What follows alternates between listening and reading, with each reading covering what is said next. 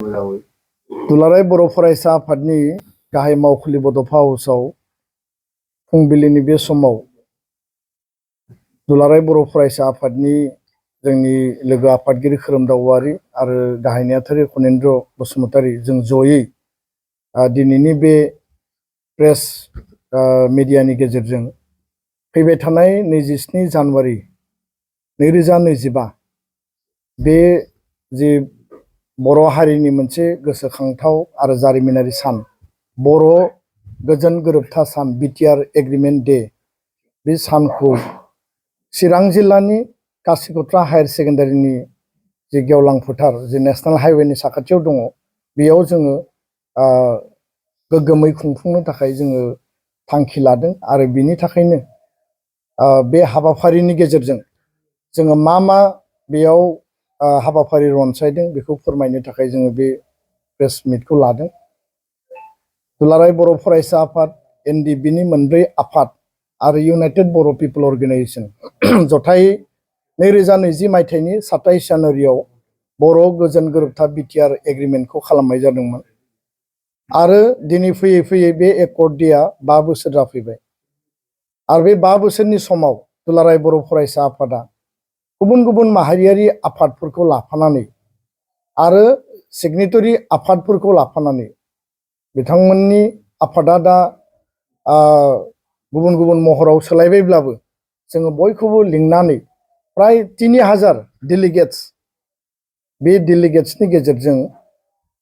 जोंनि जि सुक्तिनि जिखिनि दफा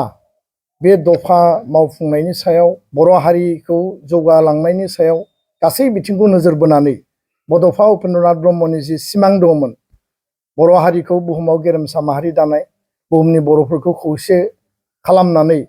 जोंनि राव जोंनि थुनलाइ जोंनि सिनायथि आरो जोंनि रांखान्थि समाज बेबस्था लोगोसेनो जोंनि सोलोंथाइ मोजां सोलोंथाइ आरो जि राजखान्थियारि आरो संबिजिदारि जि मोनथाय दं जोंहा जि अधिकार दङ बेखौ जोङो बड'लेण्ड ओनसोलाव आसामाव बर' कसारी काउन्सिलाव जोङो माबायदि मेक्सिमाम लेभेलाव मोनफुंहोनो हायो आरो जोङो बेजों उदां हारि हिसाबै गोथां हारि हिसाबै गावखौ फोथांना लाखिनो हायो बिनि जि मोनसे प्रिन्सिपल आरो जि आइडियोल'जि दं जि सिमां गेरेमसा माहारि दानायनि बिनि आधाराव जों माखासे बाथ्राखौ बेयाव सावरायगोन आरो बेखायनो 27 जानुवारि 2025 आव जोङो बे खालि दुलाराय बर' फरायसा आफादनि फिरफिला बिरहोनायजों लोगोसे जोंनि मुंख्लं गेदेमा बिथांमोननो जोङो बिबार बावगोन आरो लोगोसे बड'फा उपेन्द्रनाथ ब्रह्मनो बिबार बावगोन बेयावनो लोगोसेयैनो जोङो गोजोननि थाखाय फारौ बिरहोनाय बेलुन बिरहोनाय आरो लोगो लोगो जोङो मोनसे गोजोन आरो माने मावफुंनाय जि सुक्तिनि दफा मावफुंनाय पिस एन्ड इमप्लिमेन्टेसन बे आयदाखौ लानानै जोङो मोनसे गोजोन हान्जा सुरगोन आरो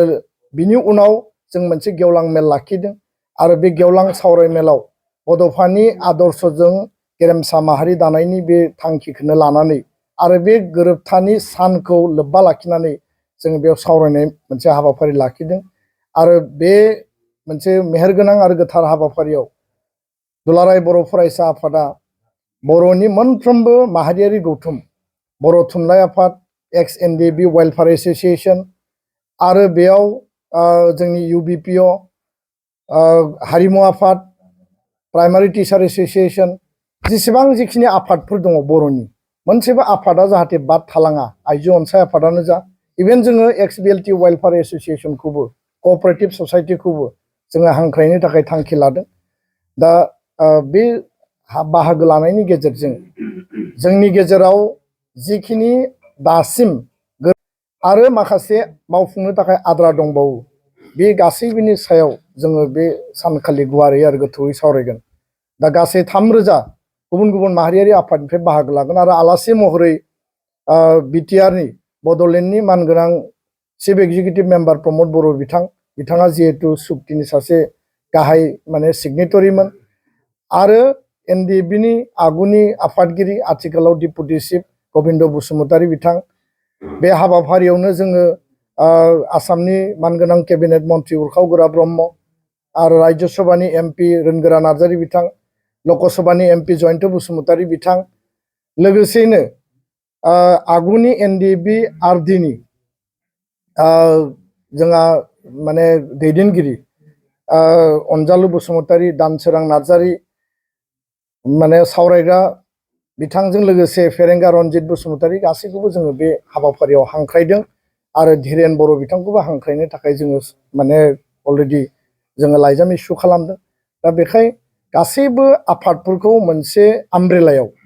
आरो गासै बारग' दैदेनगिरि सोमावसारगिरिफोरखौ मोनसे आमब्रेलायाव मोनसे प्लेटफर्माव लाबोनायनि गेजेरजों जोंनि जि सोमावसारनायनि गेजेरजों मोनथाम गोरोबथा मोनबाय आरो बिटिआर गोरोबथाया दिनै 5 बोसोरसिम जाफैबाय। जिखिनि अधिकारखौ लानानै जोङो सुक्तियाव दफा हिसाबै मोनदोंमोन बिनिनो माखासेया मावफुंजाबाय आरो बेजों हारिया एसे दावगाबाय। जोंनि सिमा बारायनाया, गामि सोसननाया माखासे जोंहा दिनै मावफुंजाबाय, माखासे आरो आद्रा दंबावो। फैबाय थानाय समाव पार्लियामेन्टआव बिल लाबोनो गोनां दङ, बेबो जोंनि मोनसे गेदेर थांखिनि मोनसे एजेन्डा हिसाबै जोंनि मोखाङाव दङ। आरो बेबायदि गोबां माखासे थांखि आरो अबजेक्टिभजों जिहेतु एकर्डा जादोंमोन, बेखायनो गासैखौबो जों मोनसे आमब्रेलायाव लाबोदों। जोंनि जि गोजोन आरो सान्थि गायसननायनि जि कमिटमेन्टमोन, 5 बोसोराव कुनु भाइलेन्स गैयाबासिनो, कुनु हिंसा गैयाबासिनो, कुनु डिस्टारबेन्स गैयाबासिनो बर' हारिया दिनै बेखौ गोथारै मावफुंदों आरो इयुनावबो जों गोजोन आरो सान्थिनि गेजेरजों हारि दानायनि थाखाय हारिनि राइट्स एन्ड प्रिभिलेज अधिकार, संबिधानिक आरो राजखान्थियारि मोनथायनि थाखाय जों हाबा मावलांगोन।